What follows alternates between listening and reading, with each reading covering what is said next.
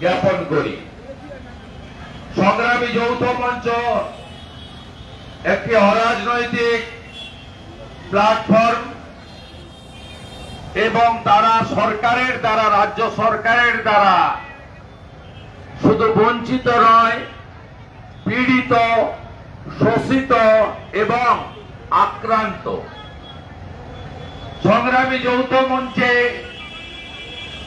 তাদের যতগুলি কর্মসূচিকে এই রাজ্যের বিরোধী দলনেতা হিসেবে আমাকে ডেকেছেন, আমি প্রত্যেকটা কর্মসূচিতে উপস্থিত থাকার চেষ্টা করেছি, রাজনৈতিক উদ্দেশ্যের বাইরে এবং ভোটের যে পাটিগণিতের অঙ্ক রয়েছে তার বাইরে দাঁড়িয়ে, এবং আমি কোন মঞ্চে দাঁড়িয়ে আমি যে মতাদর্শে বিশ্বাস করি, যে প্রতীকে আমি বিধায়ক নির্বাচিত হয়েছি, যে রাজনৈতিক দল আমাকে বিরোধী দলনেতার দায়িত্ব দিয়েছে, আমি সেই ব্যাপারে কখনোই আপনাদেরকে আমার মতাদর্শ জোর করে চাপিয়ে দিতে চাইনি। আমি মনে করেছি এই রাজ্যের বিরোধী দলনেতার ভূমিকা এটাই হওয়া উচিত, যারাই সরকারের দ্বারা আক্রান্ত, পীড়িত, শোষিত হবে, তিনি যে দলের হোক, যে ধর্মের হোক, যে বর্ণের হোক,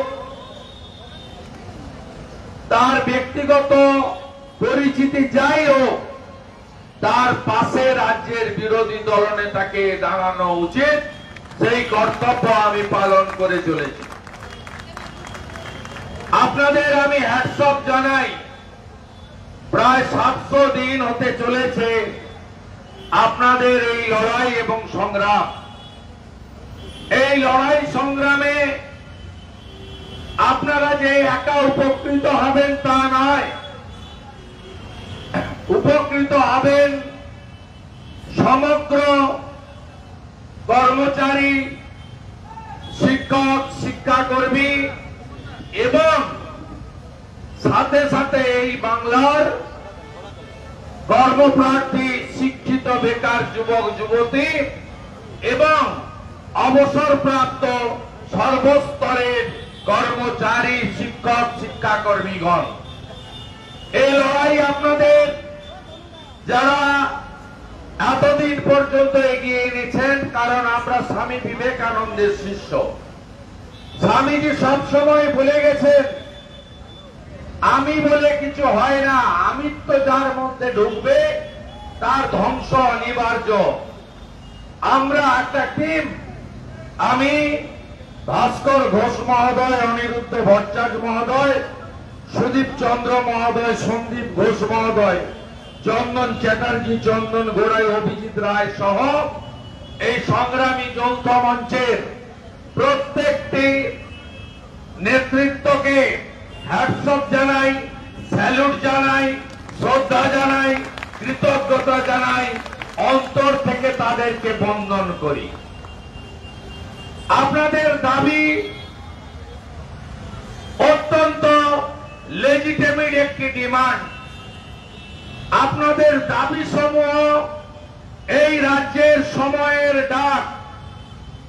এই দাবি আমি মনে করি ইতিমধ্যে মুখে প্রকাশ না ঘটালেও এই রাজ্যের অত্যাচারিণী মুখ্যমন্ত্রী তিনি আজকে যে কয়েক দফায় ভিক্ষার মতো করে ছুড়ে দেওয়া 3%, 2%, 4% ইত্যাদি যে ঘোষণা করেছেন আপনারা পাচ্ছেন, সেটাও কিন্তু সংগ্রামী যৌথ মঞ্চের এই আপসহীন লড়াইয়ের ফল। কারণ এই যে মুখ্যমন্ত্রী অত্যাচারিণী পরিবারবাদ, ভ্রষ্টাচার যার একমাত্র এজেন্ডা, এই মুখ্যমন্ত্রী বারে বারে বলেছেন 2015 সালে যখন পে স্কেল রিভিশনের জন্য কমিটি তৈরি হয় মাননীয় অভিরূপ সরকারের নেতৃত্বে, যে কমিটিকে ইচ্ছা করে বছরের পর বছর ডিলে করানো হয়েছে রিপোর্ট দিতে। আমি একটা সময় বর্তমান শাসক দলের কর্মচারী সংগঠন কিছুদিনের দেখার জন্য সৌভাগ্য হয়েছিল। আমি সেই সময়কালে মাননীয় মুখ্যমন্ত্রীকে বলেছিলাম যে আপনি 15 সালে পে স্কেল কেন আপনি কার্যকর করছেন না, কেন এরিয়ার দিচ্ছেন না, কেন কর্মচারীদের সঙ্গে এই ধরনের বৈমাতৃসুলভ আচরণ করছেন। উনি বলেছিলেন যে আমাকে ডক্টর অমিত মিত্র তদানীন্তন অর্থমন্ত্রী বলেছেন পে কমিশনের রিপোর্ট রেডি হয়নি, প্রস্তুত হয়নি।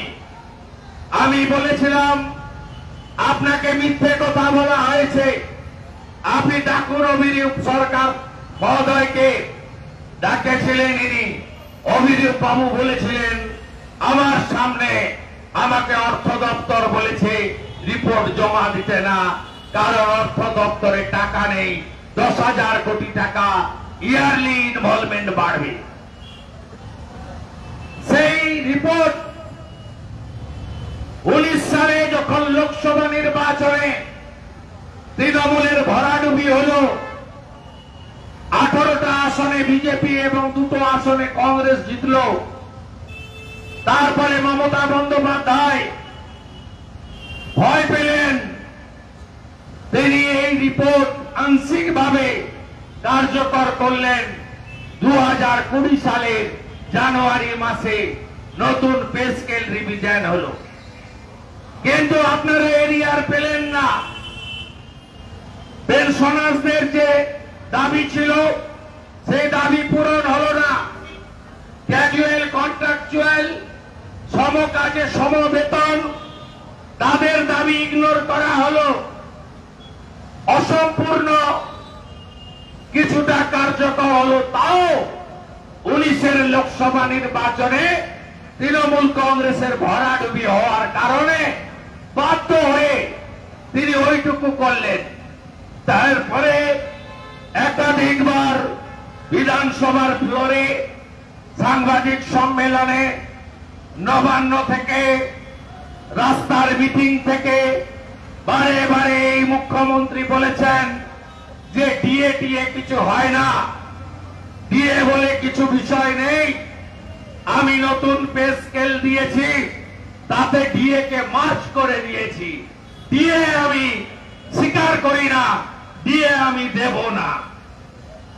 তারপরে 3%, 4% করে এই যে 10-12% আপনাদেরকে দিতে বাধ্য হয়েছে, তার ক্রেডিট কার্ড, তার ক্রেডিট সংগ্রামী যৌথ মঞ্চের। তাই হাল ছাড়বেন না বন্ধু, লড়াই চালিয়ে যান। এতগুলো শীত চলে গেছে, এতগুলো বর্ষা চলে গেছে, এতগুলো দাবদাহ কাটিয়ে ফেললেন। কতবার তুলে দিল, আবার বসলেন, কত মশার কামড় খেলেন।